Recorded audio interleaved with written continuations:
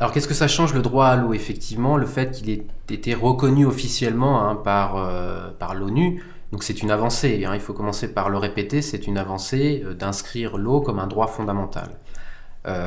C'est un moyen, voilà, pour les populations de revendiquer auprès de leurs politiques, auprès des hommes et des femmes politiques, des mesures pour améliorer les conditions d'accès à l'eau potable et on l'espère aussi à l'assainissement.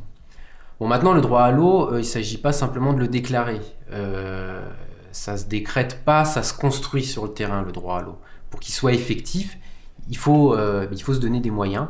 Et donc les moyens, ça commence par des politiques, hein, on en parlait auparavant, des politiques ambitieuses, premièrement, des moyens financiers, puisqu'il faut bien les construire, ces infrastructures, il faut bien les construire, ces latrines, et donc ça, voilà, il faut trouver les ressources financières.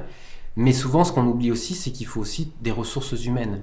Et donc, les moyens qu'on arrive à dégager, c'est non seulement pour construire des réseaux d'eau, mais c'est aussi pour construire des compétences.